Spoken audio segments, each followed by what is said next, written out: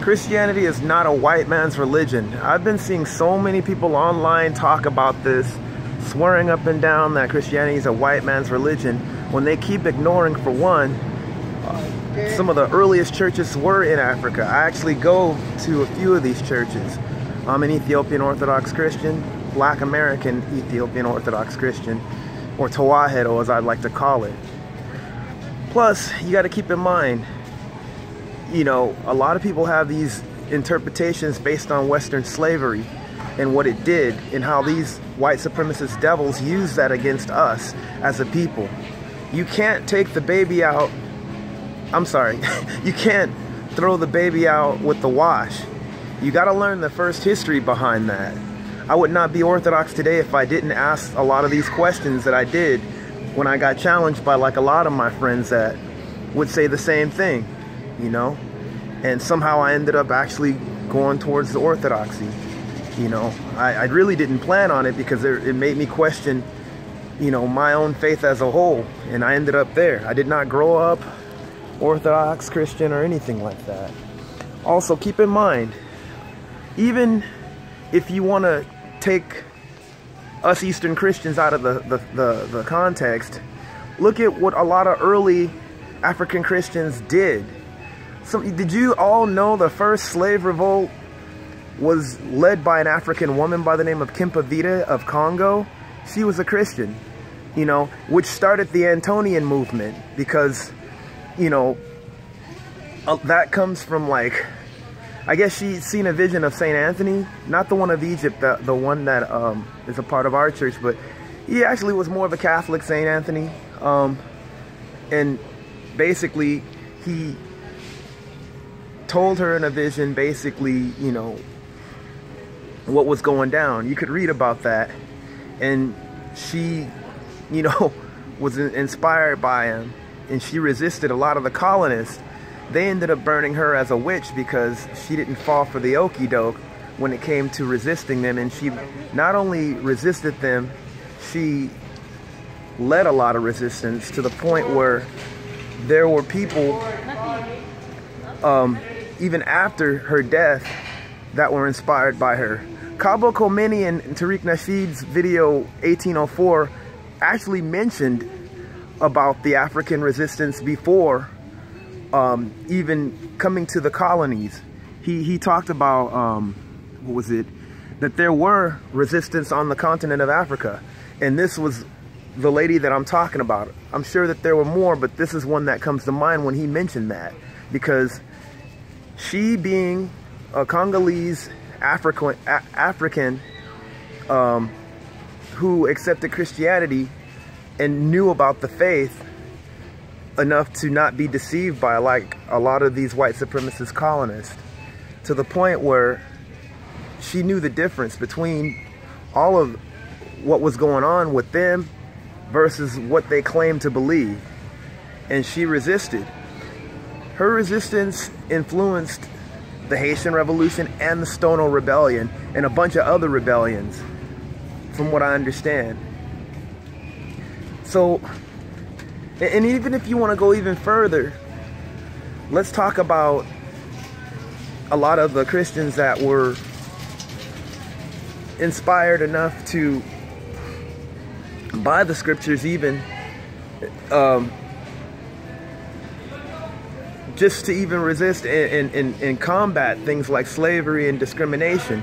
I mean, the list is long, longer than people even want to realize today. There's a lot of revisionism going on that is not fair to like a lot of African Christians. Not every black Christian was sitting by and letting things happen. You had everybody from Nat Turner, DeMarc Vesey, David Walker, Ida B. Wells, Harriet Tubman, so many different ones, man, up to Dr. King, you know, people like James Cone and Abebe Jemoja, aka Albert Cleage. I'm just listing probably like a few of them. There's a lot more, there's so many. But yet, a lot of people today, a lot of black conscious thought, which is good to have that because I'm glad we have it. I think it's unfair to exclude a lot of Christians that were a part of basically our liberation. Even Marcus Garvey, who, you know,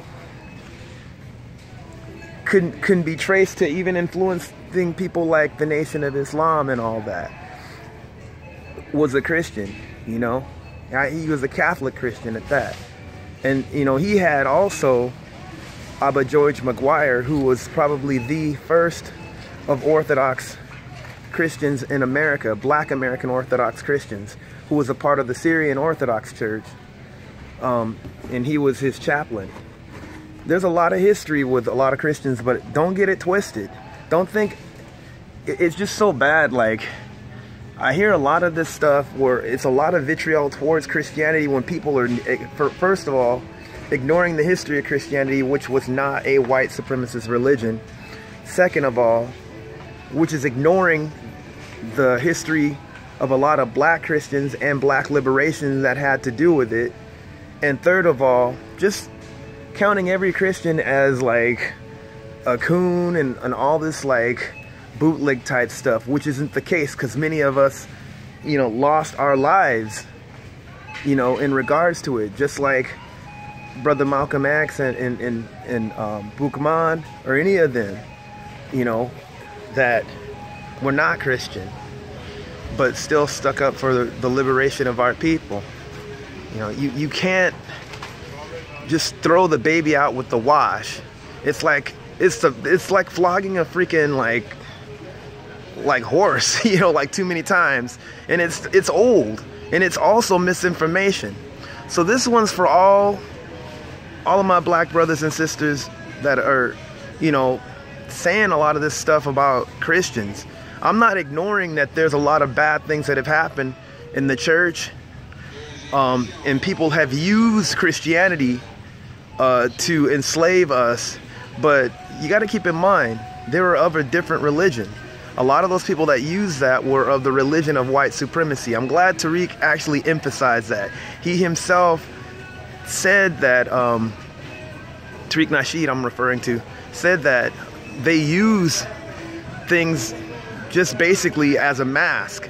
I'm paraphrasing it, to get what they want done. And they did do that.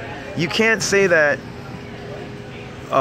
Christianity as a whole enslaved people, because in the Bible it totally is against that. Plus, you know, you had church fathers like, oh man, I forgot the brother that wrote that, but writing about Philitism. Philitism basically is against any form of racism. You know, it's just, you know, even when you read the Didache, it basically gives you the basic rules to what we believe. This is also a book before the New Testament, but in our tradition as a whole is basically outlines that. You can't get away from that. If you are a racist and you're claiming to be Christian, you're an antichrist and you're a heretic. You have no business even calling yourself that. So anyway, this is also a special shout out to not only my fellow Christians, but also my fellow Orthodox Christians. There's a lot of us, more than you even think, that have been spreading the word and spreading the truth, but not just spreading it, but being about it and serving the people the way that you should be. Peace to all of you. Besem Ab, Wawel, Wadmin Feskadus, Ahadu Alak, Amlak, Amin. Exhibier, Yemesken.